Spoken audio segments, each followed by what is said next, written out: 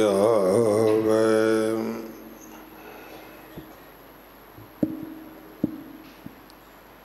ਸੋ ਸਤਿਗੁਰ ਮਾਹੇ ਸਮਾਨਾ,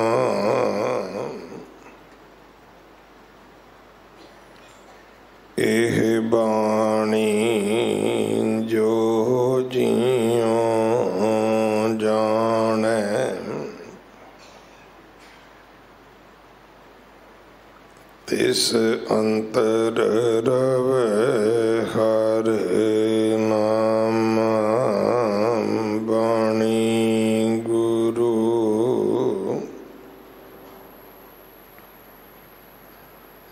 ਗੁਰੂ ਹੈ ਬਾਣੀ, ਵਿੱਚ ਬਾਣੀ ਅੰਮ੍ਰਿਤ ਸਾਰੇ।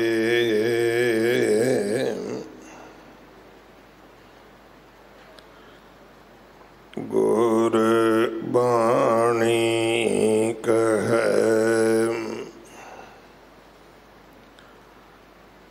ਸੇਵਕ ਜਨ ਮਾਨੈ, ਪਰਤਖ ਗੁਰੂ ਨਿਸਤਾਰੇ।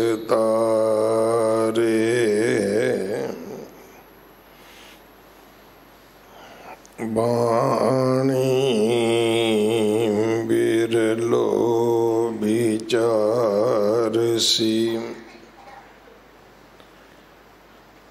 ਜੇ ਕੋ ਗੁਰਮੁਖ ਹੋਏ,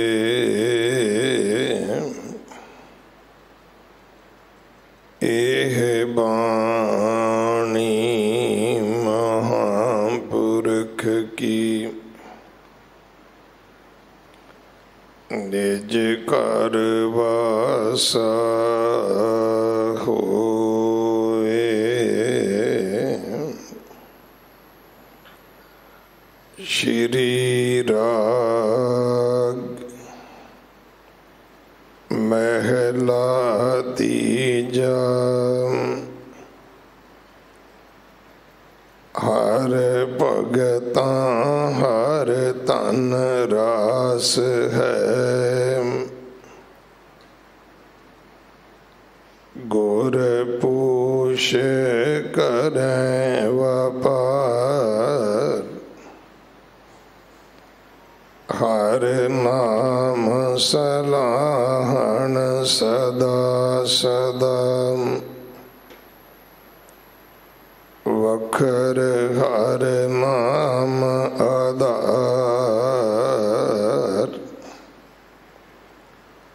ਗੁਰ ਪੂਰੈ ਹਰ ਨਾਮ ਦਿਰੜਾਇਆ, ਹਰ ਭਗਤਾਂ ਅਤੁੱਟ ਭੰਡਾਰ।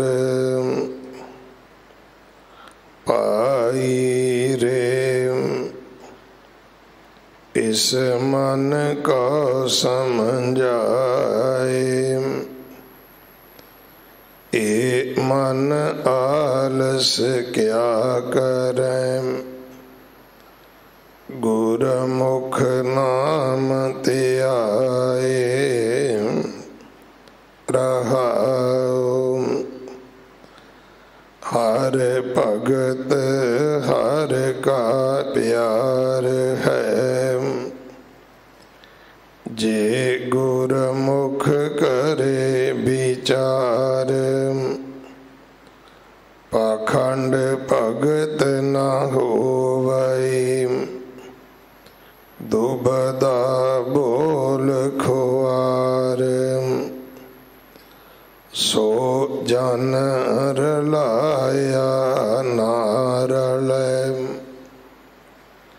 ਜਿਸ ਅੰਤਰ ਵਿਵੇਕ ਵਿਚਾਰ। ਸੋ ਸੇਵਕ ਹਰ ਆਖੀਐ, ਜੋ ਹਰ ਰਾਖੈ ਔਰ ਧਾਰ। ਮਨ ਤਨ ਸੌਂਪੈ ਆਖੀਐ, लागे धरे हमें विचों मार तन गुरमुख सो परवान है जे कदे न आवे हार करम मिले तां पाइए विण कर मैं पाया ना जाए लख 84 तरस दे जिस मेले सो मिल हर आए नानक गुरमुख हर पाया सदा हर नाम समाए करम मिले तां पाइए विण कर मैं पाया ना जाए लख 84 तरस दे जिस मेले सो मिले हर आए नानक गुरमुख हर पाया सदा हर नाम समाए।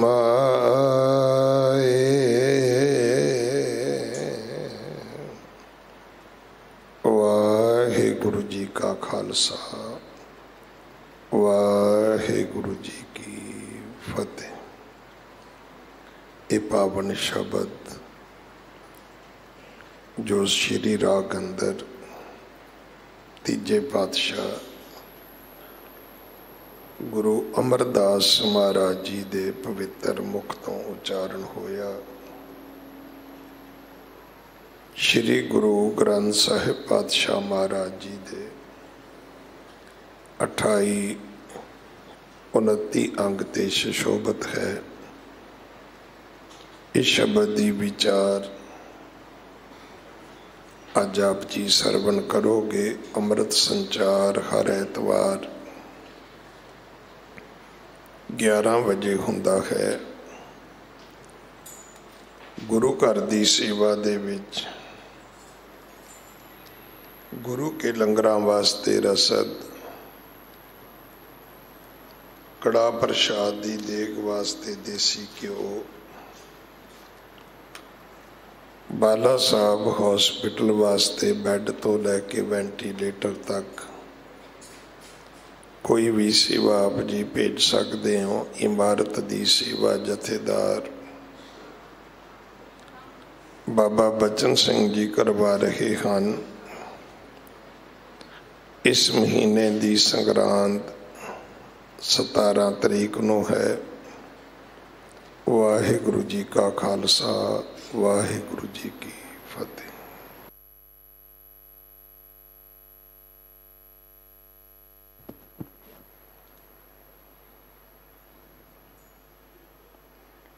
सतनाम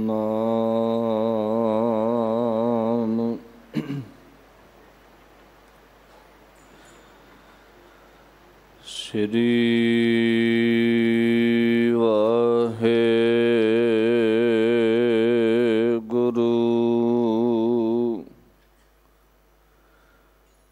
साहिब जियो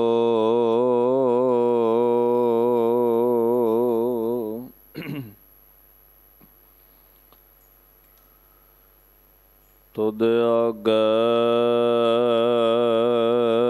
अरदास हमारी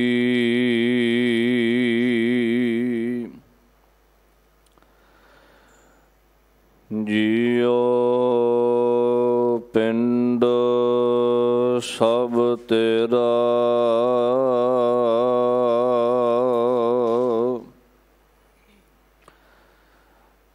कहो नानक ਤੇਰੀ ਵਡਿਆਈ।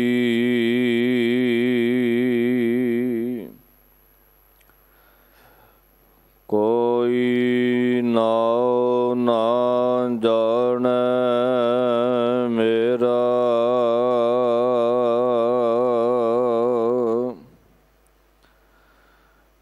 ਜੋ ਬੁਲਾਵਹਿ ਤਿਉ ਬੋਲਹਿ ਸੁਆਮੀ।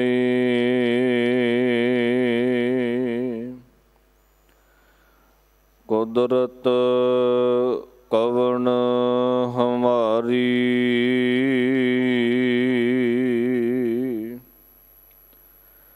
ਸਾਧ ਸੰਗ ਨਾਨਕ ਜਸ ਗਾਇਓ। ਜੋ ਪ੍ਰਭ ਕੀ ਅਤਿ ਪਿਆਰੀ,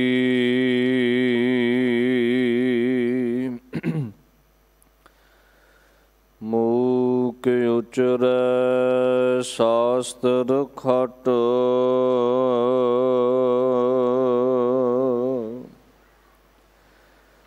ਪਿੰਗ ਗਿਰਨ ਚੜ ਜਾਏ,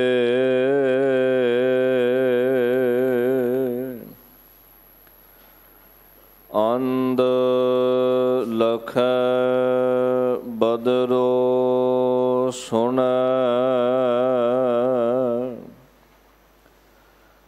ਜੋ ਕਾਲ ਕਿਰਪਾ ਕਰਾਏ,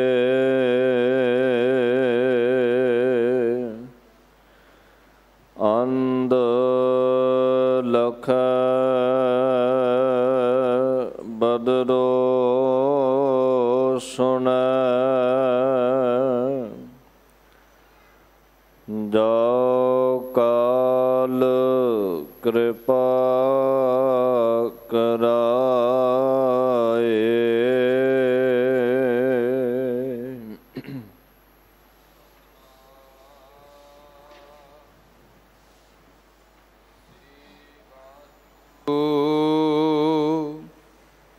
ਸਾਹਿਬ ਜੀ ਸ੍ਰੀ ਰਾਗ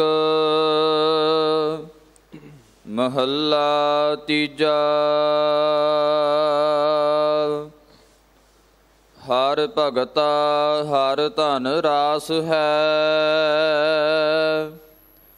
ਗੁਰ ਪੂਛ ਕਰ ਹੈ ਵਾਪਾਰ। ਹਰ ਨਾਮ ਸਲਾਹਨ ਸਦਾ ਸਦਾ, ਵਖਰ ਹਰ ਨਾਮ ਆਧਾਰ। ਗੁਰ ਪੂਰੈ ਹਰ ਨਾਮ ਦ੍ਰਿੜਾਇਆ, ਹਰ ਭਗਤਾ ਅਤੁੱਟ ਭੰਡਾਰ। ਹਰ ਭਗਤਾ ਹਰ ਧਨ ਰਾਸ ਹੈ। ਚਵਰ ਛਤਰ ਤਖਤ ਸਿੰਘਾਸਨਾਂ ਦੇ ਮਾਲਕ ਸਤਿਗੁਰੂ, ਗਰੀਬ ਨਿਵਾਜ ਦੀਨ ਦੁਨੀਆ ਦੇ ਵਾਲੀ, ਲੋਕ ਔਰ ਪਰਲੋਕ ਦੇ ਸਹਾਇਕ, ਗੁਰਬਾਣੀ ਸਰੂਪ ਪਤਿਤ ਪਾਵਨ ਭਗਤ ਵਛਲ ਸਤਿਗੁਰੂ, ਦੀਨ ਦਇਆਲ ਗਰੀਬ ਨਿਵਾਜ ਦੀਨਾ ਬੰਧੂ ਸਤਿਗੁਰੂ, ਧੰਨ ਧੰਨ ਸਾਹਿਬ ਸ੍ਰੀ ਗੁਰੂ ਗ੍ਰੰਥ ਸਾਹਿਬ ਜੀ ਮਹਾਰਾਜ, ਸਤਿਗੁਰੂ ਸੱਚੇ ਪਾਤਸ਼ਾਹ ਜੀ ਦੀ ਪਾਵਨ ਔਰ ਪਵਿੱਤਰ ਪਾਕ ਹਜ਼ੂਰੀ ਅੰਦਰ ਬਾਲਾ ਪ੍ਰੀਤਮ ਸਤਿਗੁਰੂ ਧੰਨ ਧੰਨ ਸਾਹਿਬ ਸ੍ਰੀ ਗੁਰੂ ਹਰਿਕ੍ਰਿਸ਼ਨ ਸਾਹਿਬ ਜੀ ਮਹਾਰਾਜ, ਸਤਿਗੁਰੂ ਜੀ ਦੇ ਪਾਵਨ ਪਵਿੱਤਰ ਅਸਥਾਨ ਗੁਰਦੁਆਰਾ ਸ੍ਰੀ ਬੰਗਲਾ ਸਾਹਿਬ ਜੀ ਵਿਖੇ ਮਹਾਰਾਜ ਜੀ ਦੀ ਪਵਿੱਤਰ ਹਜ਼ੂਰੀ ਅੰਦਰ ਸੁਭਾਏਮਾਨ ਇਕੱਤਰ ਹੋ ਰਹੀ ਸਤਿਗੁਰੂ ਜੀ ਦੀ ਸਾਜੀ ਔਰ ਨਿਵਾਜੀ ਗੁਰੂ ਰੂਪ ਗੁਰੂ ਖਾਲਸਾ ਮਾਈ ਭਾਈ ਸਾਧ ਸੰਗਤ ਜੀ ਗੁਰ ਫਤਿਹ ਪ੍ਰਵਾਨ ਕਰੋ। ਮੁਬਾਰਕ ਰਸਨਾ ਤੋਂ ਬੜੇ ਹੀ ਪ੍ਰੇਮ ਔਰ ਸਨਮਾਨ ਸਤਿਕਾਰ ਦੇ ਸਹਿਤ ਆਪ ਸਮੂਹ ਗੁਰੂ ਕੀ ਸੰਗਤ ਆਖੋ ਜੀ ਵਾਹਿਗੁਰੂ ਜੀ ਕਾ ਖਾਲਸਾ ਵਾਹਿਗੁਰੂ ਜੀ ਕੀ ਫਤਿਹ। ਸਤਿਗੁਰੂ ਸ੍ਰੀ ਗੁਰੂ ਗ੍ਰੰਥ ਸਾਹਿਬ ਮਹਾਰਾਜ ਸਤਿਗੁਰੂ ਜੀ ਦੀ ਅਪਾਰ ਦਇਆ ਰਹਿਮਤ ਬਖਸ਼ਿਸ਼ ਹੋ ਰਹੀ ਹੈ। ਜਿਸ ਰਹਿਮਤ ਔਰ ਬਖਸ਼ਿਸ਼ ਦਾ ਸਦਕਾ ਅੰਮ੍ਰਿਤ ਵੇਲੇ ਤੋਂ ਸੁੰਦਰ ਦੀਵਾਨ ਗਰੀਬ ਨਿਵਾਜ ਸਤਿਗੁਰੂ ਜੀ ਦੀ ਪਾਵਨ ਪਵਿੱਤਰ ਪਾਕ ਹਜ਼ੂਰੀ ਅੰਦਰ ਸਜੇ ਹੋਏ ਹਨ। ਪਾਵਨ ਪਵਿੱਤਰ ਗੁਰਬਾਣੀਆਂ ਦੇ ਨਿਤਨੇਮ ਆਸਾ ਜੀ ਦੀ ਵਾਰ ਦੀ ਬਾਣੀ ਦੇ ਸੰਪੂਰਨ ਸ਼ਬਦ ਕੀਰਤਨ ਆਪ ਜੀ ਨੇ ਰਾਗੀ ਸਿੰਘਾਂ ਦੀ ਰਸਨਾ ਤੋਂ ਬੜੇ ਪ੍ਰੇਮ ਔਰ ਸਨਮਾਨ ਸਹਿਤ ਸੁਣੇ ਹਨ। ਗਰੀਬ ਨਿਵਾਜ ਸਤਿਗੁਰਾਂ ਦੀ ਅਗਾਧ ਬੋਧ ਪਵਿੱਤਰ ਗੁਰਬਾਣੀ ਦੀ ਵਿਚਾਰ ਗੁਰਬਾਣੀ ਦੀ ਕਥਾ ਗੁਰਮਤਿ ਵਿਚਾਰ ਨੂੰ ਸੁਣਨ ਦੇ ਲਈ ਸਤਿਗੁਰੂ ਮਹਾਰਾਜ ਜੀ ਦੇ ਪਾਵਨ ਦਰਬਾਰ ਅੰਦਰ ਆਪ ਜੀ ਸੁਭਾਏਮਾਨ ਇਕੱਤਰ ਹੋ ਰਹੇ ਹੋ। ਧੰਨ ਸਤਿਗੁਰੂ ਸ੍ਰੀ ਗੁਰੂ ਗ੍ਰੰਥ ਸਾਹਿਬ ਮਹਾਰਾਜ ਜੀ ਦੀ ਮਹਾਨ ਦਇਆ ਰਹਿਮਤ ਦੇ ਨਾਲ ਇਹ ਸ਼ੁਭ ਸੁਭਾਗ ਸਮਾਂ ਸਾਨੂੰ ਸਾਰਿਆਂ ਨੂੰ ਪ੍ਰਾਪਤ ਹੋ ਰਿਹਾ ਹੈ। ਆਓ ਇਸ ਸਮੇਂ ਨੂੰ ਸਤਿਗੁਰੂ ਮਹਾਰਾਜ ਜੀ ਦੀ ਪਵਿੱਤਰ ਵਿਚਾਰ ਦੇ ਨਾਲ ਜੁੜ ਕੇ ਗੁਰਮਤਿ ਦੇ ਵਿਚਾਰ ਨਾਲ ਜੁੜ ਕੇ ਗੁਰਬਾਣੀ ਦੀ ਕਥਾ ਸੁਣ ਕੇ ਇਸ ਸਮੇਂ ਨੂੰ ਸਫਲ ਬਣਾਈਏ। ਮਨ ਚਿਤ ਬਿਰਤੀ ਦੀ ਇਕਾਗਰਤਾ ਬਣਾ ਕੇ ਜੋ ਅੱਜ ਪਾਵਨ ਉਪਦੇਸ਼ ਧੰਨ ਗੁਰੂ ਗ੍ਰੰਥ ਸਾਹਿਬ ਮਹਾਰਾਜ ਜੀ ਦੇ 28 ਅੰਗ ਤੋਂ ਪ੍ਰਾਰੰਭ ਹੋ ਕੇ ਸਤਿਗੁਰੂ ਜੀ ਦੇ 29 ਅੰਗ ਉੱਪਰ ਜਾ ਕੇ ਇਸ ਪਾਵਨ ਸ਼ਬਦ ਦੀ ਸੰਪੂਰਨਤਾ ਹੁੰਦੀ ਹੈ। ਮਹਾਰਾਜ ਜੋ ਉਪਦੇਸ਼ ਇਸ ਪਾਵਨ ਸ਼ਬਦ ਵਿੱਚ ਬਖਸ਼ਿਸ਼ ਕਰ ਰਹੇ ਹਨ ਮਨ ਚਿਤ ਬਿਰਤੀ ਦੀ ਇਕਾਗਰਤਾ ਦੇ ਸਹਿਤ ਇਸ ਪਾਵਨ ਕਥਾ ਨੂੰ ਵਿਚਾਰ ਨੂੰ ਸੁਣਨ ਦਾ ਯਤਨ ਕਰੋ ਜੀ। ਸਤਨਾਮ ਸ੍ਰੀ ਵਾਹਿਗੁਰੂ ਸਾਹਿਬ ਜੀ। ਸ੍ਰੀ ਰਾਗ ਮਹੱਲਾ ਤੀਜਾ। ਹਰ ਭਗਤਾ ਹਰ ਧਨ ਰਾਸ ਹੈ ਗੁਰ ਪੂਛ ਕਰਹਿ ਵਾਪਾਰ। ਧੰਨ ਸਤਿਗੁਰੂ ਸ੍ਰੀ ਗੁਰੂ ਅਮਰਦਾਸ ਸਾਹਿਬ ਜੀ ਮਹਾਰਾਜ ਨਿਮਾਣਿਆਂ ਨੂੰ ਮਹਾਰਾਜ ਮਾਣ ਬਖਸ਼ਿਸ਼ ਕਰਦੇ ਹਨ। ਤਾਣਿਆਂ ਦੇ ਤਾਣ ਨਿਓਟਿਆਂ ਦੀ ਓਟ ਨੇ ਆਸਰਿਆਂ ਦੇ ਆਸਰੇ ਸਤਿਗੁਰੂ ਦਰ ਤੇ ਆਇਆ ਹੋਇਆਂ ਦੀ ਲੱਜ ਰੱਖਣ ਵਾਲੇ ਗਰੀਬ ਨਿਵਾਜ ਸਤਿਗੁਰੂ ਸ੍ਰੀ ਗੁਰੂ ਅਮਰਦਾਸ ਸਾਹਿਬ ਜੀ ਮਹਾਰਾਜ ਗਰੀਬ ਨਿਵਾਜ ਮਹਾਰਾਜ ਜੀ ਨੇ ਸ੍ਰੀ ਰਾਗ ਦੇ ਅੰਦਰ ਇਹ ਪਾਵਨ ਉਪਦੇਸ਼ ਬਖਸ਼ਿਸ਼ ਕੀਤੇ ਹਨ। ਔਰ ਸਾਧ ਸੰਗਤ ਜੀ ਜੇ ਸਮੇਂ ਆਪ ਜੀ ਹੁਕਮਨਾਮਾ ਸਾਹਿਬ ਸੁਣਦੇ ਹੋ ਜਾਂ ਗੁਰਬਾਣੀ ਦੀ ਕਥਾ ਵੇਲੇ ਕੋਈ ਸ਼ਬਦ ਮਹਾਰਾਜ ਜੀ ਦਾ ਜਾਂ ਕੀਰਤਨ ਸੁਣਦਿਆਂ ਹੋਇਆਂ ਸ਼ਰਵਣ ਕਰਦੇ ਹੋ ਤਾਂ ਆਪ ਜੀ ਨੂੰ ਇਹ ਬੇਨਤੀ ਹੈ ਵੀ ਜਿਸ ਵੀ ਸਤਿਗੁਰੂ ਜੀ ਦਾ ਸ਼ਬਦ ਹੋਵੇ ਮਹੱਲਾ ਤੀਜਾ ਮਹੱਲਾ ਦੂਜਾ ਮਹੱਲਾ ਪਹਿਲਾ ਹੋਵੇ ਉਸ ਸਮੇਂ ਮਨ ਚਿਤ ਬਿਰਤੀ ਨੂੰ ਜੋੜ ਕੇ ਧੰਨ ਉਸ ਪਾਤਸ਼ਾਹ ਸਤਿਗੁਰੂ ਜੀ ਨੂੰ ਹਾਜ਼ਰ ਜਾਣ ਕੇ ਸ਼ਬਦ ਨੂੰ ਸੁਣਿਆ ਕਰੀਏ। ਇਹ ਜਾਣਿਆ ਕਰੀਏ ਮਹਾਰਾਜ ਹਾਜ਼ਰ ਨਾਜ਼ਰ ਹੋ ਕੇ ਸਾਨੂੰ ਇਹ ਪਾਵਨ ਉਪਦੇਸ਼ ਬਖਸ਼ਿਸ਼ ਕਰ ਰਹੇ ਹਨ। ਇਸ ਭਾਵਨਾ ਦੇ ਨਾਲ ਸਤਿਗੁਰੂ ਜੀ ਦੇ ਸ਼ਬਦ ਦੀ ਵਿਚਾਰ ਨੂੰ, ਗੁਰਬਾਣੀ ਨੂੰ, ਮਹਾਰਾਜ ਜੀ ਦੀ ਬਾਣੀ ਦੇ ਕੀਰਤਨ ਨੂੰ ਸੁਣਿਆ ਕਰੋ।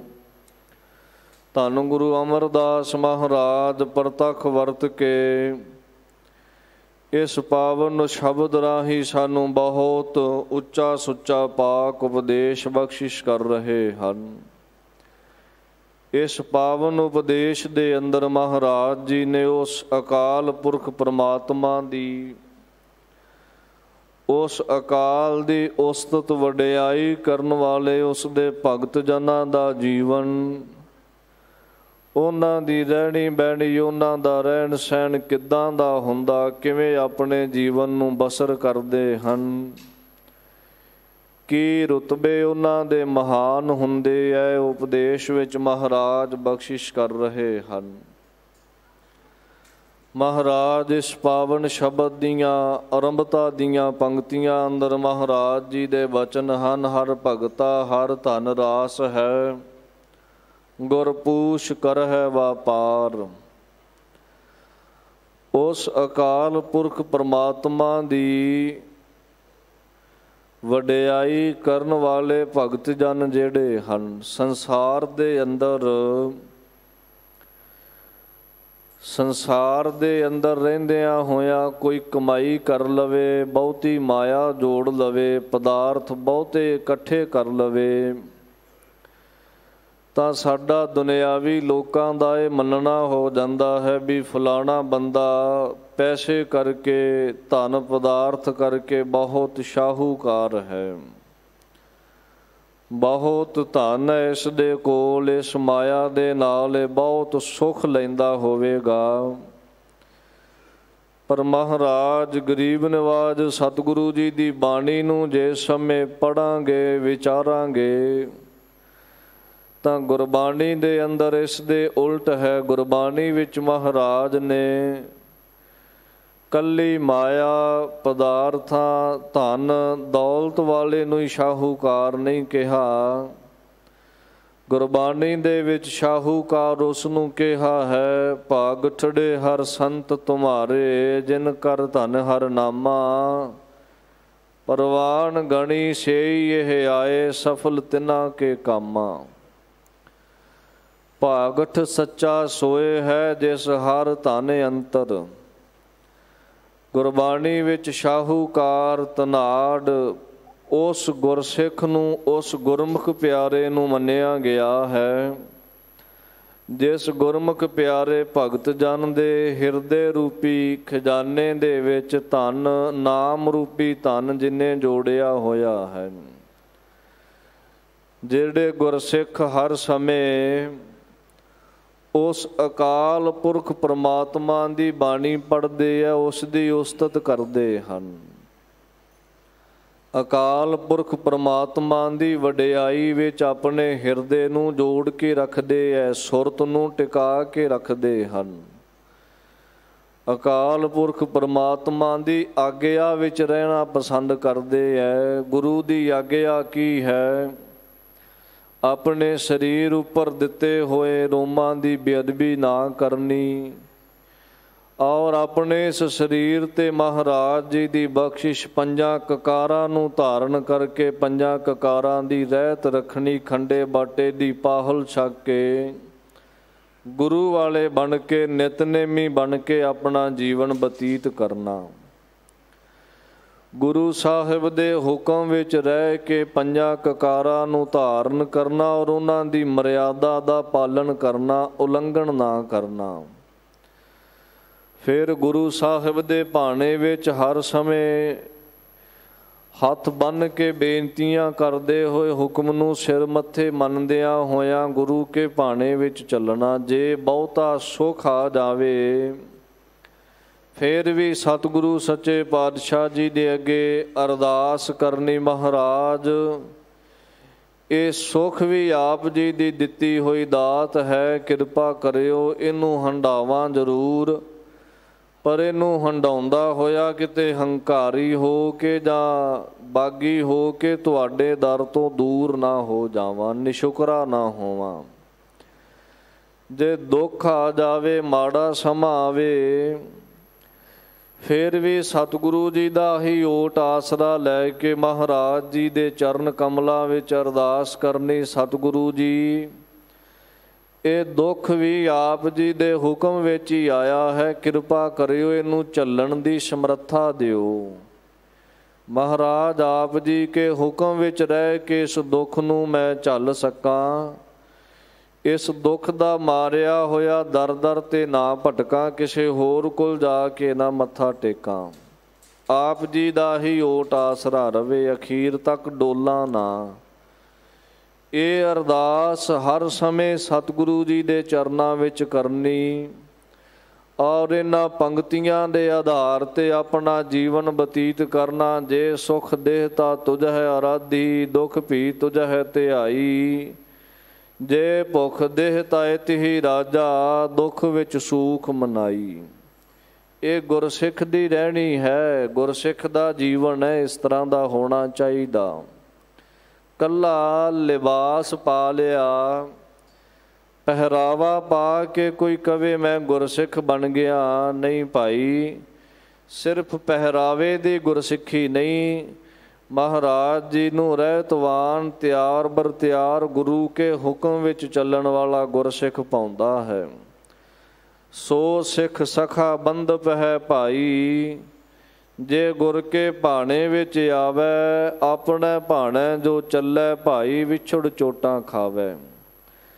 ਸਿੱਖ ਸਖਾ ਬੰਧਪ ਗੁਰੂ ਸਾਹਿਬ ਦਾ ਨੇੜਤਾ ਵਾਲਾ ਸਿੱਖ ਉਹੀ ਹੈ, ਪਿਆਰਾ ਉਹੀ ਹੈ ਜਿਹੜਾ ਗੁਰੂ ਕੇ ਹੁਕਮ ਵਿੱਚ ਸਤਿਗੁਰੂ ਜੀ ਦੀ ਰਜ਼ਾ ਵਿੱਚ ਆ ਜਾਵੇ। ਜਿਹੜਾ ਆਪਣੀਆਂ ਮਨ ਮਰਜ਼ੀਆਂ ਕਰਕੇ ਚੱਲਦਾ, ਗੁਰੂ ਹੁਕਮ ਦੀ ਉਲੰਘਣਾ ਕਰਦਾ, ਮਹਾਰਾਜ ਕਹਿੰਦੇ ਵਿਛੜ ਚੋਟਾਂ ਖਾਵੇ। ਵਿਛੜਿਆ ਹੋਇਆ ਜਮਾਂ ਦੀ ਮਾਰ ਝੱਲਦਾ ਹੈ, ਸਜ਼ਾ ਝੱਲਦਾ ਹੈ। ਇਸ ਕਰਕੇ ਗੁਰੂ ਕੇ ਹੁਕਮ ਵਿੱਚ ਰਹਿਣ ਵਾਲੇ ਭਗਤ ਜਨ ਹੁਕਮ ਵਿੱਚ ਰਹਿ ਕੇ ਸਤਿਗੁਰੂ ਦਾ ਨਾਮ ਜਪਦੇ ਹੈ, ਨਾਮ ਦਾ ਹੀ ਧਨ ਜੋੜਦੇ ਹਨ। ਸੰਸਾਰ ਦੇ ਪਦਾਰਥਾਂ ਦੀ ਬਹੁਤੀ ਇੱਛਾ ਨਹੀਂ ਰੱਖਦੇ। ਭਗਤ ਦਾ, ਪੂਰਨ ਸਾਧੂ ਦਾ, ਮਹਾਂਪੁਰਖ ਦਾ ਜੀਵਨ ਇਹੋ ਜਿਹਾ ਹੁੰਦਾ, ਸਾਧੂ ਬੈਠਾ ਹੋਵੇ, ਕੋਈ ਬਹੁਤੇ 2 4 10 ਲੋਕ ਇਕੱਠੇ ਹੋ ਕੇ ਆ ਜਾਣ, ਬਹੁਤੀਆਂ ਸੋਨੇ ਦੀਆਂ ਚਾਂਦੀ ਦੀਆਂ ਮਹਿੰਗੀਆਂ ਬਣੀਆਂ ਭੇਟਾਵਾਂ ਲੈ ਕੇ ਆਉਣ, ਮਹਿੰਗੀਆਂ ਪੋਸ਼ਾਕਾਂ ਲੈ ਕੇ ਆਉਣ, ਮਹਿੰਗੇ ਪਦਾਰਥ ਲੈ ਕੇ ਆਉਣ, ਫੁੱਲਾਂ ਦੀ ਵਰਖਾ ਕਰਨ, ਬਹੁਤ ਜ਼ਿਆਦਾ ਮਾਣ ਸਤਿਕਾਰ ਕਰਨ ਔਰ ਬਹੁਤੇ ਸਤਿਕਾਰ ਦੇ ਸ਼ਬਦ ਬੋਲ ਕੇ ਇੱਜ਼ਤ ਦੇਣ ਔਰ ਉਹ ਭੇਟਾਵਾਂ, ਉਹ ਪਦਾਰਥ ਮਹਾਂਪੁਰਖ ਦੇ ਅੱਗੇ ਰੱਖ ਕੇ ਉਹਨੂੰ ਕਹਿਣਾ ਤੁਹਾਡੇ ਲਈ ਭੇਟਾ ਲੈ ਕੇ ਆਏ ਹਾਂ। ਆਪ ਜੀ ਨੇ ਦਰਸ਼ਨ ਬਖਸ਼ੇ ਹੈ, ਆਪ ਜੀ ਦਾ ਕੋਟਾਨ ਕੋਟ ਧੰਨਵਾਦ ਹੈ, ਸ਼ੁਕਰ ਹੈ। ਸਾਨੂੰ ਗੁਰਸਿੱਖਾਂ ਦੇ ਮਾਰਗ 'ਤੇ ਚੱਲਣ ਦਾ ਉਪਦੇਸ਼ ਬਖਸ਼ੋ।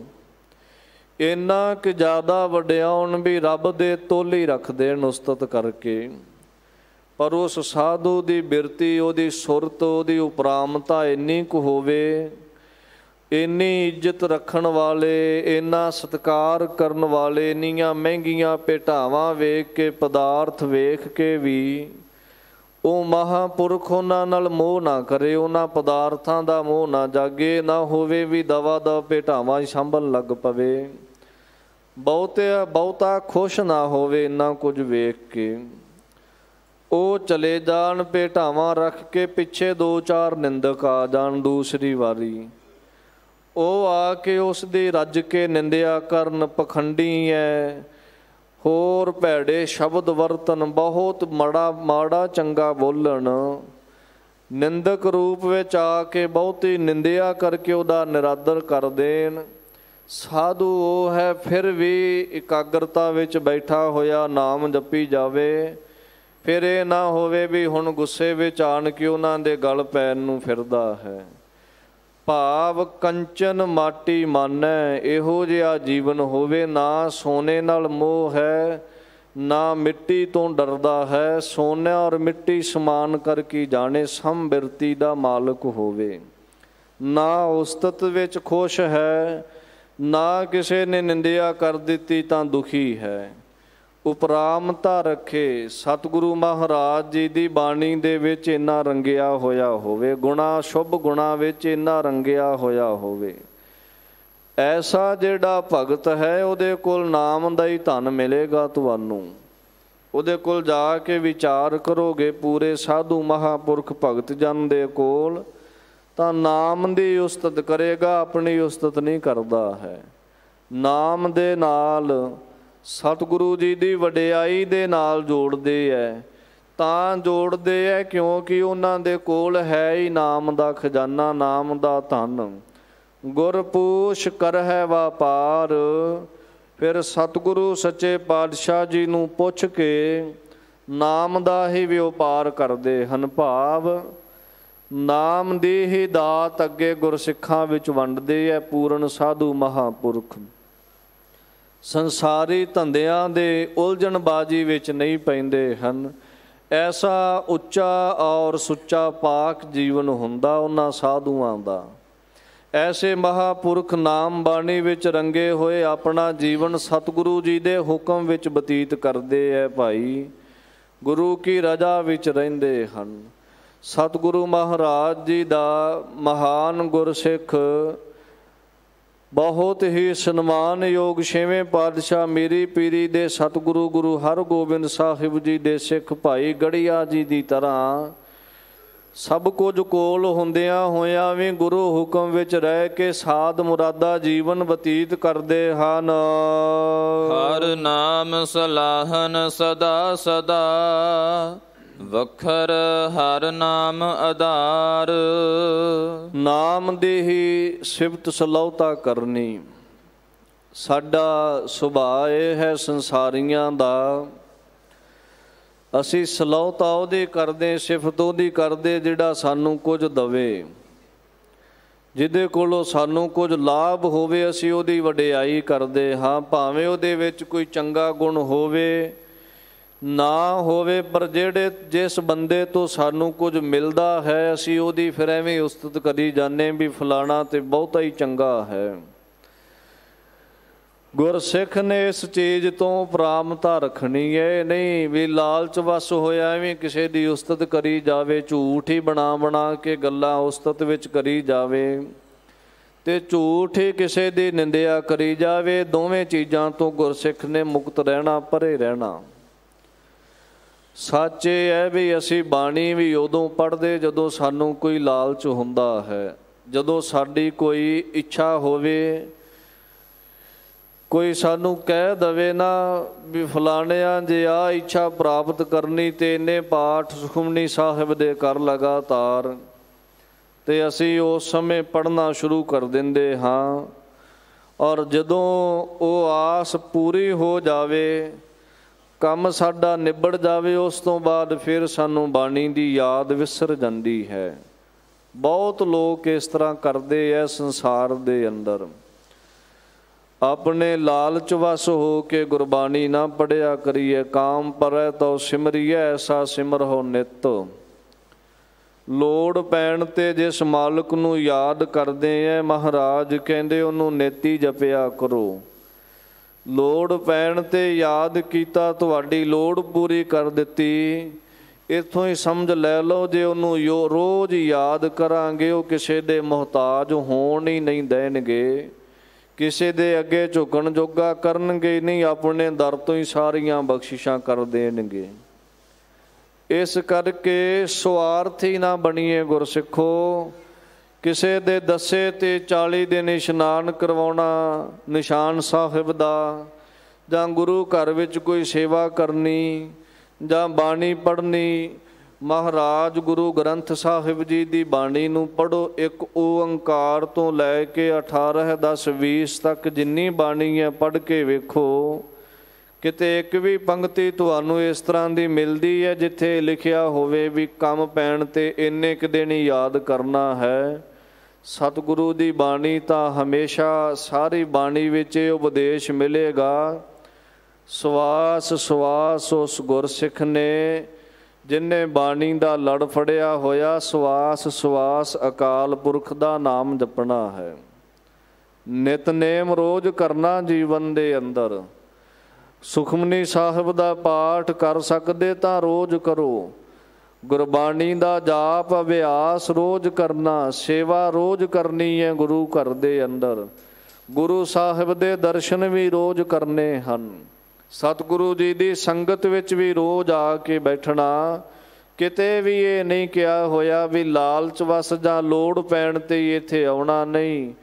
ਯਾਦ ਰੱਖੋ, ਜਿੱਥੇ ਤੁਹਾਡੀ ਧਨ ਨੇ, ਰਿਸ਼ਤੇਦਾਰਾਂ ਨੇ, ਸਾਕ ਸੰਬੰਧੀਆਂ ਨੇ, ਸੱਜਣਾ ਮਿੱਤਰਾਂ ਨੇ, ਕਿਸੇ ਨੇ ਬਾਂਹ ਨਹੀਂ ਨਾ ਫੜਨੀ। ਉੱਥੇ ਸਤਿਗੁਰੂ ਜੀ ਦੀ ਬਾਣੀ ਕੀਤੀ ਹੋਈ ਸੇਵਾ, ਸਤਿਗੁਰੂ ਜੀ ਦਾ ਨਾਮ ਹੀ ਤੁਹਾਡਾ ਸਹਾਈ ਹੋਵੇਗਾ। ਇਸ ਕਰਕੇ ਗੁਰਬਾਣੀ ਨੂੰ ਸਿਰਫ ਉਦੋਂ ਨਾ ਸਲਾਹਿਆ ਕਰੀਏ ਜਦੋਂ ਸਾਨੂੰ ਲੋੜ ਹੁੰਦੀ ਹੈ। ਸਿਫਤ ਸਲਾਹੁਤਾ ਗੁਰੂ ਦੀ ਹਰ ਸਮੇਂ ਕਰਿਆ ਕਰੋ। ਮੈਂ ਕਈ ਵਾਰ ਇਹ ਬੇਨਤੀ ਸੰਗਤ ਵਿੱਚ ਕਰਦਾ ਹੁੰਦਾ ਵੀ ਪੁਰਾਤਨ ਗੁਰਸਿੱਖਾਂ ਦਾ ਇਹ ਸੁਭਾਅ ਹੁੰਦਾ ਸੀ। ਉਹਨਾਂ ਨੇ ਜਿੱਥੇ ਵੀ ਬਹਿਣਾ ਨਾ, ਉੱਥੇ ਬੈਠ ਕੇ ਆਪਣੇ ਗੁਰੂ ਦੀ ਉਸਤਤ ਕਰਿਆ ਕਰਦੇ ਸਨ। ਜਦੋਂ 2-4 ਗੁਰਸਿੱਖ ਇਕੱਤਰ ਹੋ ਕੇ, ਇਕੱਠੇ ਹੋ ਕੇ ਬਹਿੰਦੇ ਸਨ ਤਾਂ ਆਪਣੇ ਸਤਿਗੁਰਾਂ ਦੀ ਵਡਿਆਈ ਕਰਦੇ ਸਨ। ਉਹਦਾ ਲਾਹਾ ਇਹ ਹੁੰਦਾ ਸੀ, ਜਦੋਂ ਆਪਣੇ ਸਤਿਗੁਰਾਂ ਦੀ ਉਸਤਤ ਸਿੱਖ ਕਰਦੇ ਸਨ, ਆਉਣ ਜਾਣ ਵਾਲਾ ਕੋਈ ਰਾਹੀ ਉਹਨਾਂ ਗੁਰਸਿੱਖਾਂ ਦੀ ਰਸਨਾ ਤੋਂ ਸਤਿਗੁਰਾਂ ਦੀ ਵਡਿਆਈ ਸੁਣਦਾ ਸੀ ਤਾਂ ਉਹਦੇ ਮਨ ਵਿੱਚ ਚਾਅ ਪੈਦਾ ਹੁੰਦਾ ਸੀ, ਜਿਸ ਗੁਰੂ ਦੀ ਇਹ ਵਡਿਆਈ ਇੰਨੀ ਉੱਚੀ ਸੁੱਚੀ ਹੈ, ਉਸ ਗੁਰੂ ਦਾ ਰੁਤਬਾ ਕਿੱਡਾ ਮਹਾਨ ਹੋਵੇਗਾ, ਮੈਂ ਉਸ ਦੇ ਜਾ ਕੇ ਦੀਦਾਰ ਕਰਾਂ। ਅਨੇਕਾਂ ਗੁਰਸਿੱਖ ਆ ਕੇ ਸਤਿਗੁਰੂ ਸੱਚੇ ਪਾਤਸ਼ਾਹ ਜੀ ਦੇ ਚਰਨਾਂ ਵਿੱਚ ਚਰਨ ਪਾਹੋ ਲੈ ਕੇ ਗੁਰਸਿੱਖੀ ਧਾਰਨ ਕਰਦੇ ਸਨ। ਨਾਮ ਬਾਣੀ ਪੜ੍ਹਦੇ ਹੋਏ ਆਪਣਾ ਜੀਵਨ ਸਵਾਰ ਲੈਂਦੇ ਸਨ। ਪਰ ਮੁਆਫ ਕਰਿਓ, ਅੱਜ ਦਾ ਸਮਾਂ ਇਹੋ ਜਿਹਾ ਆ ਗਿਆ, ਸਾਡੀ ਬਦਕਿਸਮਤੀ ਹੈ ਵੀ ਅੱਜ ਅਸੀਂ ਇੱਕ ਦੂਸਰੇ ਦੀਆਂ ਲੱਤਾਂ ਖਿੱਚਣ ਜੋਗੇ ਰਹਿ ਗਏ ਸਟੇਜਾਂ ਤੋਂ, ਇੱਕ ਦੂਸਰੇ ਨੂੰ ਨਿੰਦਣ ਜੋਗੇ ਹੀ ਰਹਿ ਗਏ। ਗੁਰਮਤ ਦਾ, ਗੁਰਸਿੱਖੀ ਦਾ, ਗੁਰਬਾਣੀ ਦਾ ਬੋਲ ਬਾਲਾ ਸਾਡੇ ਪ੍ਰਚਾਰਕ ਬਹੁਤ ਘੱਟ ਕਰਦੇ ਹੈ ਔਰ ਇੱਕ ਦੂਸਰੇ ਦੇ ਸ਼ਬਦਾਂ ਨੂੰ ਕੱਟਣ ਦੇ ਲਈ, ਇੱਕ ਦੂਸਰੇ ਦੀ ਵਿਚਾਰ ਦਾ ਵਿਰੋਧ ਕਰਨ ਦੇ ਲਈ ਜ਼ਿਆਦਾ ਬੋਲਦੇ ਹਨ। ਇਸ ਉਲਝਣ ਵਿੱਚ ਨਾ ਪਈਏ ਗੁਰਸਿੱਖੋ। ਸਾਨੂੰ ਮਹਾਰਾਜ ਨੇ ਇਹ ਪ੍ਰਚਾਰਕਾਂ ਦੀਆਂ ਮੰਜੀਆਂ 'ਤੇ ਥਾਪਿਆ ਹੋਇਆ, ਇਸ ਕਰਕੇ ਵੀ ਅਸੀਂ ਗੁਰਸਿੱਖੀ ਦਾ ਪ੍ਰਚਾਰ ਕਰੀਏ, ਗੁਰਬਾਣੀ ਦਾ ਪ੍ਰਚਾਰ ਕਰੀਏ, ਗੁਰਸਿੱਖੀ ਦਾ ਪ੍ਰਚਾਰ ਪ੍ਰਸਾਰ ਵੱਧ ਚੜ੍ਹ ਕੇ ਸੇਵਾ ਨਿਭਾਈਏ। ਇਹ ਆਪੋ ਆਪਣੀ ਜ਼ਿੰਮੇਵਾਰੀ ਨੂੰ, ਇਹਨਾਂ ਸੇਵਾਵਾਂ ਨੂੰ ਸਾਂਭੀਏ। ਸਤਿਗੁਰੂ ਜੀ ਦੇ ਗੁਰਸਿੱਖ ਹੋਣ ਦੇ ਨਾਤੇ ਸਾਡਾ ਸਾਰਿਆਂ ਦਾ ਫਰਜ਼ ਹੈ, ਗੁਰੂ ਉਸਤਤ ਕਰਿਆ ਕਰੋ, ਸ਼ਬਦ ਦੀ ਸਲਾਹੁਤਾ ਕਰਿਆ ਕਰੋ, ਸ਼ਬਦ ਨੂੰ ਸਲਾਹਿਆ ਕਰੋ। ਤੁਸੀਂ ਸ਼ਬਦ ਦੀ ਉਸਤਤ ਕਰੋ, ਮਹਾਰਾਜ ਤੁਹਾਡੀ ਉਸਤਤ ਕਰਵਾ ਦਿੰਦੇ ਹਨ। ਇਸ ਕਰਕੇ ਗੁਰਬਾਣੀ ਦੀ ਉਸਤਤ ਕਰਨ ਵਾਲੇ ਬੰਨਾ ਹਰ ਨਾਮ ਸਲਾਹਨ ਸਦਾ ਸਦਾ। ਉਹ ਗੁਰਸਿੱਖ ਭਗਤ ਗੁਰਮੁਖ ਪਿਆਰੇ ਹਮੇਸ਼ਾ ਸਦਾ ਹੀ ਹਰੀ ਪਰਮਾਤਮਾ ਦੇ ਅਕਾਲ ਪੁਰਖ ਜੀ ਦੇ ਨਾਮ ਨੂੰ ਸਲਾਉਂਦੇ ਹੈ, ਉਹਦੀ ਵਡਿਆਈ ਕਰਦੇ ਹਨ। ਵਖਰ ਹਰ ਨਾਮ ਆਧਾਰ, ਨਾਮ ਰੂਪੀ ਵਸਤੂ ਦਾ, ਨਾਮ ਦਾ ਹੀ ਆਧਾਰ ਲੈ ਕੇ ਚੱਲਦੇ, ਆਸਰਾ ਤੱਕਦੇ ਹਨ। ਉਹ ਗੁਰਸਿੱਖਾਂ ਦੀ ਅਰਦਾਸ ਇਹ ਹੁੰਦੀ ਹੈ ਮਹਾਰਾਜ ਜੀ ਦੇ ਚਰਨਾਂ ਵਿੱਚ। ਮੈਂ ਆਪ ਜੀ ਨੂੰ ਅਰਜ਼ ਕਰਾਂ, ਸਾਡੀ ਅਰਦਾਸ ਇਹ ਹੋਣੀ ਚਾਹੀਦੀ ਸੀ, ਕਿਸੇ ਹੀ ਕੋਈ ਕੋਏ ਮੰਝ ਨਿਮਾਣੀ ਇੱਕ ਤੂੰ। ਮਹਾਰਾਜ ਜੀ ਕਿਸੇ ਨੂੰ ਹੋਵੇਗਾ ਕਿਸੇ ਪਖੰਡੀ ਦੇ ਧਾਰੀ ਦਾ ਆਸਰਾ, ਕਿਸੇ ਨੂੰ ਕਿਸੇ ਦੀ ਓਟ ਹੋਵੇਗੀ। ਮੈਂ ਤਾਂ ਗਰੀਬ ਜਿਹਾ ਸਿੱਖ ਆਪ ਜੀ ਦੇ ਦਰ 'ਤੇ ਆਇਆ, ਮੈਨੂੰ ਤਾਂ ਤੁਹਾਡੇ ਹੀ ਚਰਨਾਂ ਕਮਲਾਂ ਦਾ ਓਟ ਆਸਰਾ ਹੈ। ਜਦੋਂ ਇਸ ਤਰ੍ਹਾਂ ਸਮਰਪਿਤ ਹੋ ਕੇ ਸਿਰਫ ਔਰ ਸਿਰਫ ਧੰਨ ਗੁਰੂ ਗ੍ਰੰਥ ਸਾਹਿਬ ਜੀ ਦਾ ਓਟ ਆਸਰਾ ਤੱਕੋਗੇ, ਫਿਰ ਯਾਦ ਰੱਖੋ ਸਤਿਗੁਰੂ ਮਹਾਰਾਜ ਤੁਹਾਡੀ ਪਿੱਠ ਨਹੀਂ ਲੱਗਣ ਦੇਣਗੇ। ਭਾਈ ਮੱਖਣ ਸ਼ਾਹ ਲੁਬਾਣਾ, ਜਿਹਨੂੰ ਨਾਮ ਵੀ ਨਹੀਂ ਸੀ ਪਤਾ ਮਹਾਰਾਜ ਦਾ ਨਾਮ ਕੀ ਹੈ, ਭਰੋਸੇ ਦੇ ਨਾਲ ਬੇੜਾ ਡੁੱਬਦਾ ਹੋਇਆ ਸੀ, ਅਰਦਾਸ ਕੀਤੀ ਭਰੋਸਾ ਰੱਖ ਕੇ, ਸਤਿਗੁਰੂ ਜੀ ਨੂੰ ਧਿਆਇਆ ਤਾਂ ਮਹਾਰਾਜ ਉੱਥੇ ਜਾ ਕੇ ਸਹਾਈ ਹੋਏ।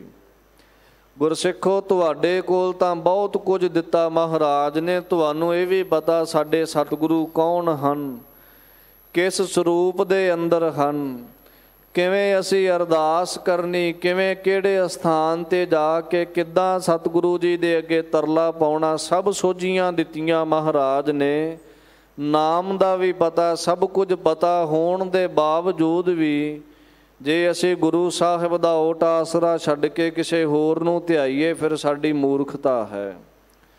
ਇਸ ਕਰਕੇ ਭਰੋਸਾ ਰੱਖ ਕੇ ਕੇਵਲ ਔਰ ਕੇਵਲ ਸਤਿਗੁਰੂ ਜੀ ਦੇ ਅੱਗੇ ਅਰਦਾਸ, ਮਹਾਰਾਜ ਜੀ ਦੀ ਨਾਮ ਬਾਣੀ ਦਾ ਹੀ ਆਧਾਰ ਆਸਰਾ ਲੈ ਕੇ, ਓਟ ਲੈ ਕੇ ਚੱਲਿਆ ਕਰੋ ਜੀਵਨ ਵਿੱਚ।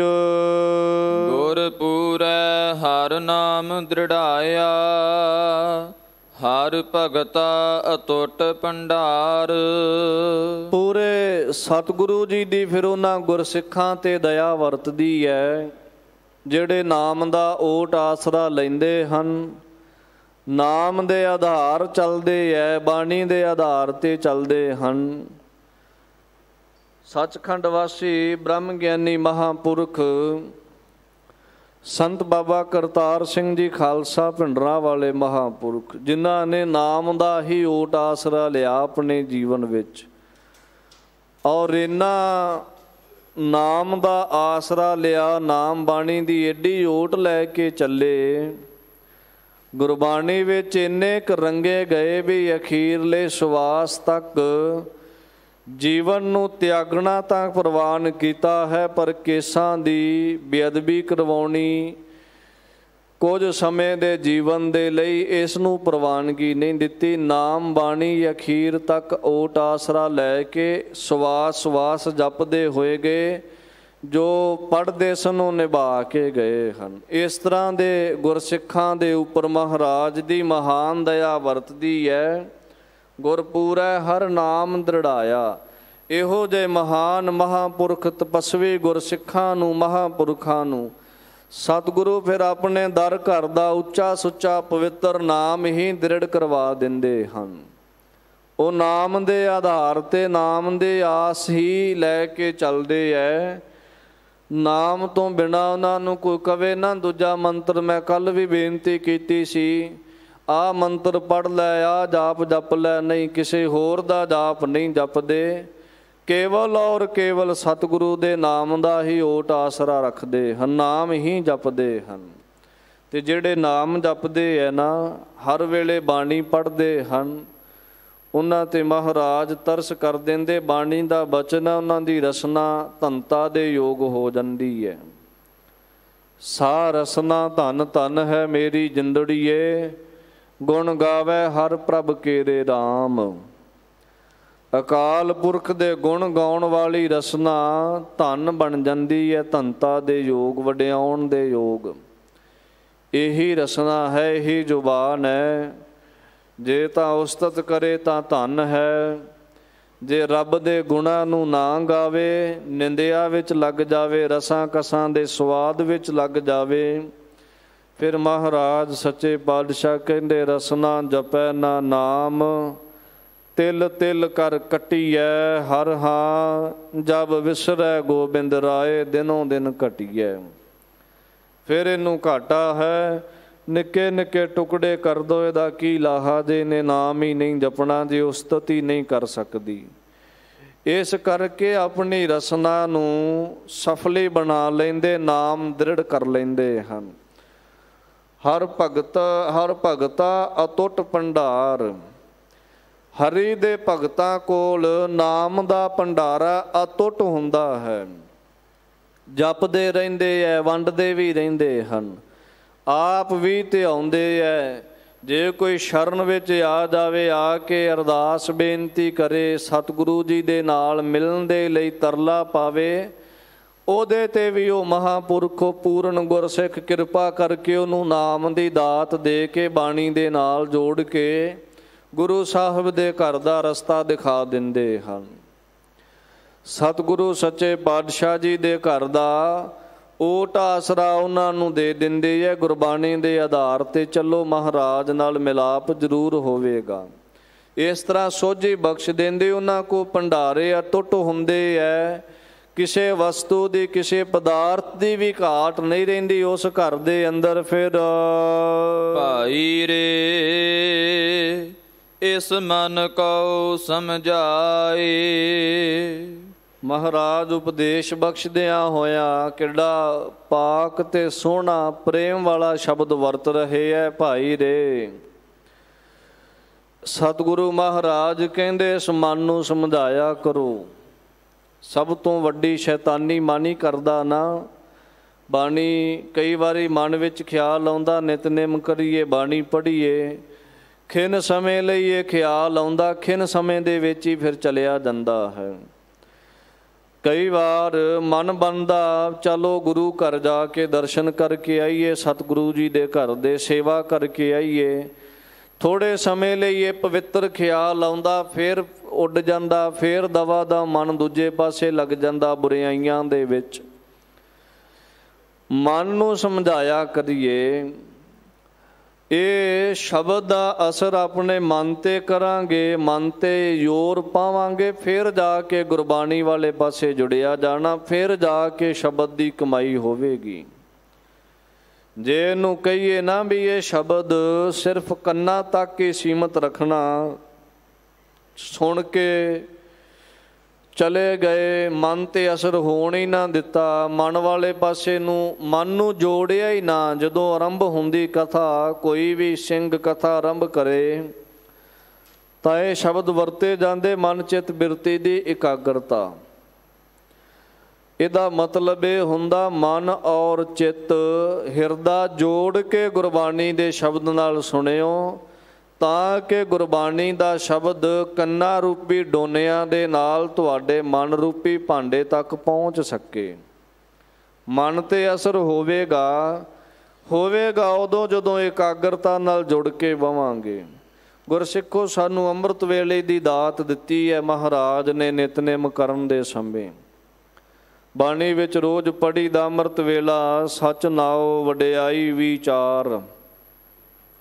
ਇਹਦਾ ਕੀ ਕਾਰਨ ਹੈ? ਬਾਣੀ ਕਿਸੇ ਬੰਦਿਸ਼ ਵਿੱਚ ਤਾਂ ਹੈ ਨਹੀਂ। ਕਈ ਵਾਰੀ ਇਹ ਸੰਗਤ ਵਿੱਚੋਂ ਕੋਈ ਸਵਾਲ ਖੜਾ ਕਰ ਲੈਂਦਾ ਜਾਂ ਮਨ ਵਿੱਚ ਕਿਸੇ ਦੇ ਵਿਚਾਰ ਆ ਜਾਂਦੀ ਵੀ ਗੁਰਬਾਣੀ ਦਾ ਕੋਈ ਸਮਾਂ ਬੱਧਾ ਹੋਇਆ ਹੈ। ਨਹੀਂ, ਗੁਰਬਾਣੀ ਸਮੇਂ ਦੇ ਅਧੀਨ ਨਹੀਂ ਹੈ। ਗੁਰਬਾਣੀ ਨੂੰ ਤਾਂ ਗੁਰਸਿੱਖਾਂ ਨੂੰ ਉਪਦੇਸ਼ ਹੈ, ਬਹਿੰਦਿਆਂ ਉੱਠਦਿਆਂ ਹੀ ਜਪਿਆ ਕਰੋ। ਅੰਮ੍ਰਿਤ ਵੇਲੇ ਨਿਤਨੇਮ ਕਰਨ ਲਈ ਕਿਹਾ ਮਹਾਰਾਜ ਨੇ, ਸੱਚੇ ਨਾਮ ਦੀ ਉਸਤਤ ਕਰਨ ਵਾਸਤੇ ਕਿਹਾ। ਉਹਦਾ ਕਾਰਨ ਇਹ ਹੈ, ਜਦੋਂ ਅੰਮ੍ਰਿਤ ਵੇਲੇ ਉੱਠੀ ਦਾ ਨਾ ਇਕਾਗਰਤਾ ਹੁੰਦੀ ਹੈ, ਇਕਾਂਤ ਹੁੰਦਾ ਹੈ। ਜਦੋਂ ਉਸ ਇਕਾਗਰਤਾ ਦੇ ਵਿੱਚ, ਇਕਾਂਤ ਵਿੱਚ ਉੱਠ ਕੇ ਇਸ਼ਨਾਨ ਪਾਨ ਕਰਕੇ, ਚੌਂਕੜਾ ਲਾ ਕੇ, ਗੁਰਸਿੱਖ ਗੁਟਕਾ ਸਾਹਿਬ ਲੈ ਕੇ, ਬਾਣੀ ਦੀ ਪੋਥੀ ਲੈ ਕੇ ਬਵੇਗਾ, ਗੁਰਬਾਣੀ ਦੀਆਂ ਪੰਕਤੀਆਂ ਨੂੰ ਧੀਰਜ ਨਾਲ ਆਰੰਭ ਕਰਕੇ ਪੜ੍ਹਨਾ ਸ਼ੁਰੂ ਕਰੇਗਾ, ਜਾਪ ਸ਼ੁਰੂ ਕਰੇਗਾ, ਤਾਂ ਮਨ ਜਿਹੜਾ ਹੈ ਗੁਰੂ ਵਾਲੇ ਪਾਸੇ ਨੂੰ ਜੁੜਨਾ ਸ਼ੁਰੂ ਹੋਵੇਗਾ। ਮਨ ਦੀ ਇਕਾਗਰਤਾ ਬਣੀ ਰਹਿੰਦੀ ਹੈ।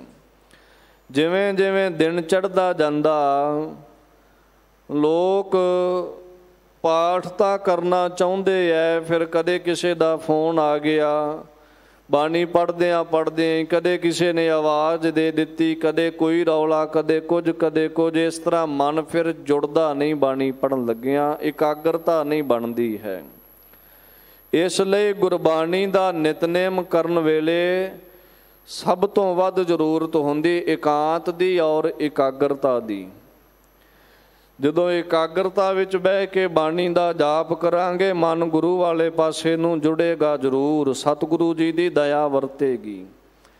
ਇਸ ਤਰ੍ਹਾਂ ਆਪਣੇ ਮਨ ਨੂੰ ਸਮਝਾਓ, ਗੁਰਬਾਣੀ ਦੇ ਸ਼ਬਦ ਸੁਣਾ ਕੇ, ਗੁਰ ਇਤਿਹਾਸ ਦੀ ਕਥਾ ਸੁਣਾ ਕੇ, ਗੁਰੂ ਸਾਹਿਬ ਦੇ ਵਿਚਾਰ ਸੁਣਾ ਕੇ ਮਨ ਨੂੰ ਭੈੜੇ ਪਾਸੇ ਤੋਂ ਰੋਕਿਆ ਕਰੀਏ। ਮਨ ਲੋਚੈ ਬੁਰਾਈਆਂ ਗੁਰ ਸਬਦੀ ਇਹੋ ਮਨ ਹੋੜੀਐ।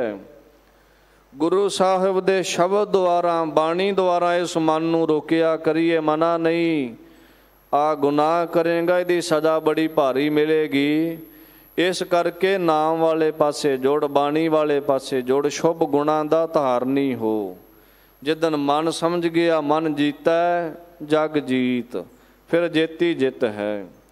ਔਰ ਮਨ ਜਿੱਤਿਆ ਵੀ ਉਦੋਂ ਜਾਂਦਾ ਜਦੋਂ ਗੁਰੂ ਕਿਰਪਾ ਹੋਵੇ। ਗੁਰੂ ਕਿਰਪਾ ਉਦੋਂ ਹੁੰਦੀ ਜਦੋਂ ਗੁਰੂ ਕੇ ਹੁਕਮ ਵਿੱਚ ਆਈਏ, ਗੁਰੂ ਸਾਹਿਬ ਦੇ ਭਾਣੇ ਵਿੱਚ ਆਈਏ। ਇਸ ਕਰਕੇ ਮਨ ਸਮਝਾ ਕੇ ਭਾਈ ਰੇ, ਇਸ ਮਨ ਕੋ ਸਮਝਾਏ, ਇਸ ਮਨ ਨੂੰ ਸਮਝਾਉਣਾ ਕਰ ਗੁਰੂ ਸ਼ਬਦ ਦੁਆਰਾ।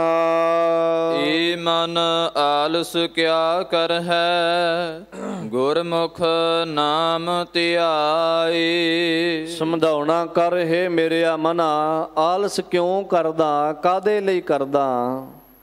ਆਲਸੀ ਹੋ ਕੇ ਨਾਮ ਵਾਲੇ ਪਾਸੇ ਤੋਂ ਦੂਸਰੇ ਪਾਸੇ ਨੂੰ ਤੁਰ ਪਿਆ। ਨਾਮ ਦਾ ਵੇਲਾ ਹੁੰਦਾ, ਰੱਜ ਰੱਜ ਕੇ ਨੀਂਦ ਮਾਣਦਾ ਸੌਂਦਾ।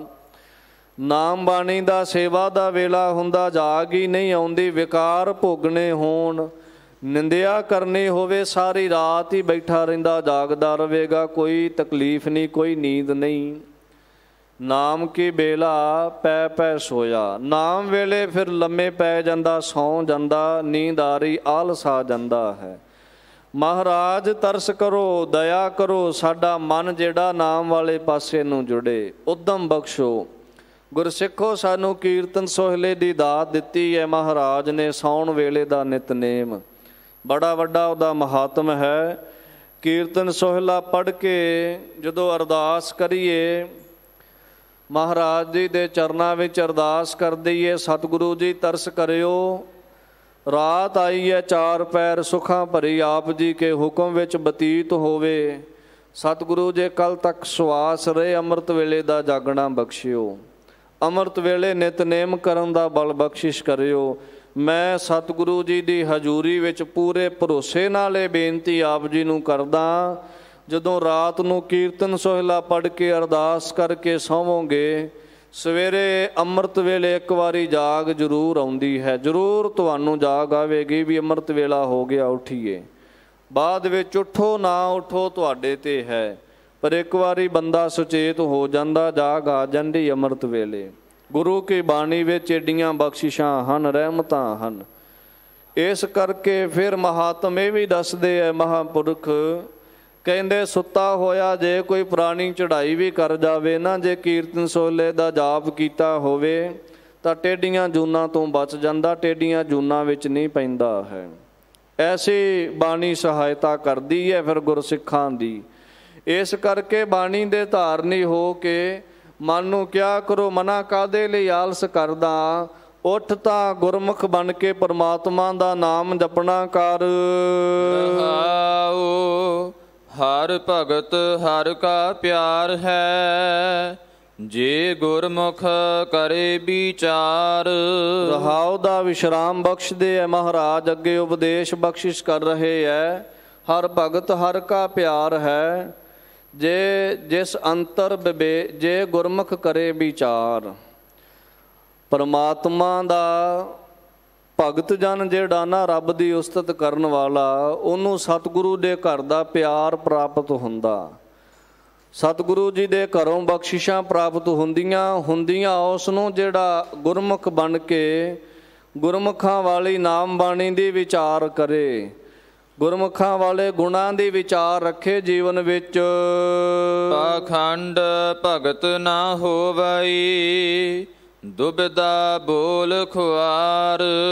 ਭਾਈ ਪਖੰਡ ਕਰਨ ਨਾਲ ਭਗਤੀ ਨਹੀਂ ਹੁੰਦੀ। ਵੱਡਾ ਸਾਰਾ ਚੋਲਾ ਪਾ ਕੇ, ਵੱਡੀ ਸਾਰੀ ਮਾਲਾ ਲੈ ਕੇ ਤੇ ਚੌਂਕੜਾ ਲਾ ਕੇ ਅੱਖਾਂ ਬੰਦ ਕਰਕੇ ਬਹਿ ਗਿਆ, ਇਹੀ ਭਗਤੀ ਥੋੜ੍ਹਾ। ਜਿੰਨਾ ਚਿਰ ਮਨ ਨਹੀਂ ਜੋੜਦਾ, ਜਿੰਨਾ ਚਿਰ ਜਪਦਾ ਨਹੀਂ, ਲੋਕ ਵਿਖਾਵੇ ਨਾਲ ਪਖੰਡੀ ਲਿਬਾਸ ਬਣਾ ਕੇ ਭਗਤੀ ਨਹੀਂ ਹੁੰਦੀ।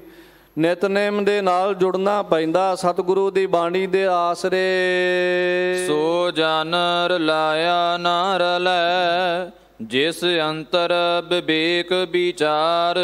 ਪਾਖੰਡ ਭਗਤ ਨਾ ਹੋਵੇ ਦੁਬਦਾ ਬੋਲ ਖੁਆਰ। ਪਖੰਡੀ ਬੰਦੇ ਕੋਲੋਂ ਭਗਤੀ ਨਹੀਂ ਹੁੰਦੀ ਹੈ। ਕੋਈ ਪਖੰਡ ਕਰੇ ਨਾ, ਵਿਖਾਵਾ ਕਰੇ, ਚੌਂਕੜਾ ਲਾ ਲਾ ਲੋਕਾਂ ਦੇ ਸਾਹਮਣੇ, ਉਹ ਜਿੰਨਾ ਮਰਜ਼ੀ ਪਖੰਡ ਕਰ ਲਵੇ, ਜਦੋਂ ਬੋਲਦਾ ਉਹਦੇ ਬੋਲਾਂ ਵਿੱਚੋਂ ਦਵੈਸ਼ ਝਲਕ ਜਾਂਦੀ ਹੈ ਵੀ ਦੁਬਦਾ ਵਿੱਚ ਹੋਇਆ ਹੋਇਆ ਬੋਲ ਰਿਹਾ ਹੈ। ਤੇ ਖੁਆਰ ਕਰਨ ਵਾਲੇ ਬੋਲ ਬੋਲਦਾ ਜਾਂ ਉਹਦੇ ਦੁਬਦਾ ਵਿੱਚ ਬੋਲੇ ਹੋਏ ਬੋਲ ਫਿਰ ਉਹਨੂੰ ਖੁਆਰ ਕਰਦੇ ਹਨ। ਸੋ ਜਨ ਰਲਾਇਆ ਨਾ ਰਲੈ ਜਿਸ ਅੰਤਰ ਵਿਵੇਕ ਵਿਚਾਰ। ਸੋ ਜਨ ਉਹ ਗੁਰਸਿੱਖ ਇਹਨਾਂ ਅਪਖੰਡੀਆਂ ਦੇ ਨਾਲ ਰਲਾਇਆ ਹੋਇਆ ਨਹੀਂ ਰਲਦਾ, ਜਿਹਦੇ ਅੰਦਰ ਗਿਆਨ ਹੋਵੇ, ਵਿਵੇਕ ਹੋਵੇ, ਸਤਿਗੁਰੂ ਜੀ ਦੇ ਘਰ ਦੀ ਸਮਝ ਹੋਵੇ, ਮਹਾਰਾਜ ਸੱਚੇ ਪਾਤਸ਼ਾਹ ਜੀ ਦੇ ਘਰ ਦੀ ਵਿਚਾਰ ਹੋਵੇ। ਸੋ ਸੇਵਕ ਹਰ ਆਖੀਐ ਜੋ ਹਰ ਰਾਖੈ ਉਰ ਧਾਰ। ਸੋ ਉਹਨੂੰ ਸੇਵਕ ਕਿਹਾ ਜਾਂਦਾ ਭਾਈ, ਜਿਹੜਾ ਸਤਿਗੁਰੂ ਜੀ ਦੇ ਘਰ ਦੀ ਵਿਚਾਰ ਨੂੰ ਔਰ ਉਸ ਅਕਾਲ ਪੁਰਖ ਦੇ ਨਾਮ ਨੂੰ ਹਿਰਦੇ ਵਿੱਚ ਉਰ ਧਾਰ, ਹਿਰਦੇ ਵਿੱਚ ਧਾਰਨ ਕਰਕੇ ਰੱਖਦਾ ਹੈ। ਹੁਕਮ ਦੀ ਪਾਲਣਾ ਕਰਦਾ ਜਿਹੜਾ ਸੇਵਕ ਉਹੀ ਹੈ। ਫਿਰ ਮਨ ਤਨ ਸਉਪੇ ਆਗੈ ਧਰੇ ਹਉ ਮੈਂ ਵਿੱਚ ਹੋ ਮਾਰ। ਸਤਿਗੁਰੂ ਜੀ ਦੇ ਅੱਗੇ ਆਪਣਾ ਆਪ ਸਮਰਪਿਤ ਕਰ ਦੇਣਾ, ਮਨ ਵੀ ਤਨ ਵੀ ਸੌਂਪ ਕੇ, ਅੰਮ੍ਰਿਤ ਛਕ ਕੇ ਪੰਜਾਂ ਕਕਾਰਾਂ ਦੇ ਧਾਰਨੀ ਹੋਣਾ, ਤਨ ਸੌਂਪਣਾ, ਔਰ ਫਿਰ ਮਨ ਅੰਦਰ ਉਸ ਮਰਿਆਦਾ ਦਾ ਪਾਲਣ ਕਰਨਾ, ਨਿਤਨੇਮੀ ਹੋਣਾ, ਉਸ ਰਹਿਤ ਦੇ ਧਾਰਨੀ ਹੋਣਾ। ਇਹ ਮਨ ਸੌਂਪ ਕੇ ਇਸ ਤਰੀਕੇ ਦੇ ਨਾਲ ਹੁਕਮ ਵਿੱਚ ਚੱਲਦਾ, ਸਤਿਗੁਰੂ ਸੱਚੇ ਪਾਤਸ਼ਾਹ ਦੀ ਕਿਰਪਾ ਹੁੰਦੀ, ਫਿਰ ਉਹਦੀ ਹਉਮੈ ਨੂੰ ਮਹਾਰਾਜ ਮਾਰ ਦਿੰਦੇ ਹਨ।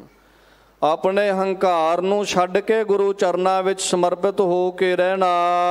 ਧੰਨ ਗੁਰਮੁਖ ਸੋ ਪਰਵਾਨ ਹੈ ਜੇ ਕਦੇ ਨਾ ਆਵੈ ਹਾਰ। ਉਹ ਗੁਰਸਿੱਖ ਪ੍ਰਵਾਨ ਹੈ ਭਾਈ, ਜਿਹੜਾ ਵਿਕਾਰਾਂ ਤੋਂ ਹਾਰਦਾ ਨਹੀਂ, ਜਿਹੜਾ ਵਿਕਾਰਾਂ ਨੂੰ ਜਿੱਤ ਲੈਂਦਾ ਗੁਰੂ ਸਾਹਿਬ ਦੀ ਕਿਰਪਾ ਦੇ ਨਾਲ, ਜਾਂ ਜਿਹੜਾ ਦੁੱਖ ਵੇਲੇ ਆ ਕੇ ਹਾਰ ਕੇ ਨਹੀਂ ਕਹਿੰਦਾ ਮੈਂ ਹਾਰ ਗਿਆ। ਬਾਣੀ ਪੜ੍ਹਦਾ ਹੋਇਆ ਕਈ ਕਹਿ ਦਿੰਦੇ ਨਾ ਅਸੀਂ ਬਥੇਰਾ ਪਾਠ ਕਰ ਲਿਆ, ਨਹੀਂ ਕੁਝ ਬਣਦਾ। ਨਹੀਂ, ਸਦਾ ਭਰੋਸੇ ਨਾਲ ਜਿਹੜੇ ਨਾਮ ਬਾਣੀ ਦਾ ਓਟ ਆਸਰਾ ਲੈਂਦੇ ਉਹ ਗੁਰਮੁਖ ਧੰਤਾ ਦੇ ਯੋਗ ਹਨ। ਕਰਮ ਮਿਲੈ ਤਾ ਪਾਈਐ ਵਿਣ ਕਰਮੈ ਪਾਇਆ ਨਾ ਜਾਏ। ਸਤਿਗੁਰੂ ਜੀ ਦੀ ਕਿਰਪਾ ਹੋਵੇ, ਰਹਿਮਤ ਹੋਵੇ, ਸ਼ੁਭ ਕਰਮ ਹੋਣ ਤਾਂ ਸਤਿਗੁਰੂ ਜੀ ਪ੍ਰਾਪਤ ਹੁੰਦੇ ਐ।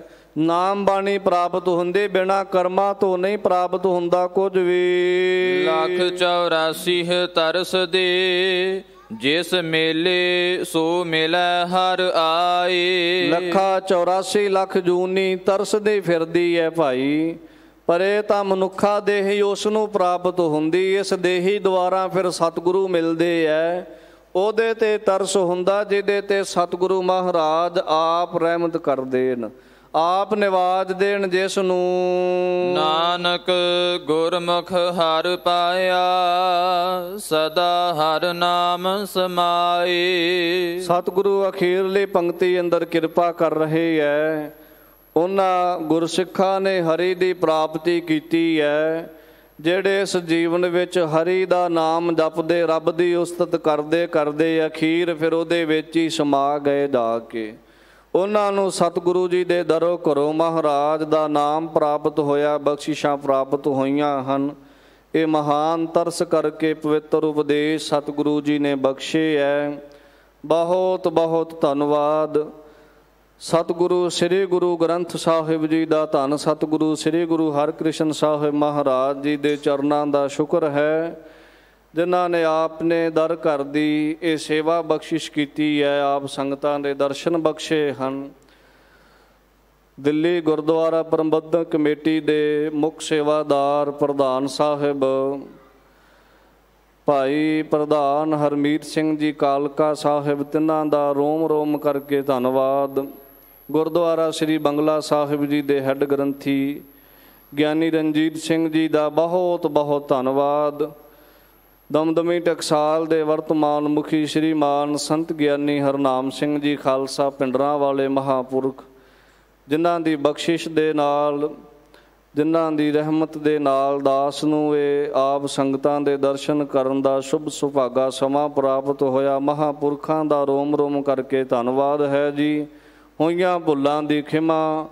ਸਮਾਪਤੀ ਦੀਆਂ ਪੰਕਤੀਆਂ ਪੜੋ, ਗੁਰਫਤਿਹ ਵਿੱਚ ਸਾਂਝ ਪਾਈਏ ਜੀ। ਕਰਮ ਮਿਲੈ ਤਾ ਪਾਈਐ, ਵਿਣ ਕਰਮੈ ਪਾਇਆ ਨਾ ਜਾਏ। 184 ਤਰਸ ਦੇ, ਜਿਸ ਮੇਲੇ ਸੋ ਮਿਲੈ ਹਰ ਆਏ।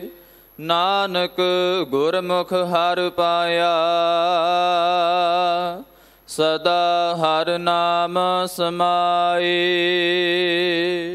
ਵਾਹਿਗੁਰੂ ਜੀ ਕਾ ਖਾਲਸਾ, ਵਾਹਿਗੁਰੂ ਜੀ ਕੀ ਫਤਿਹ।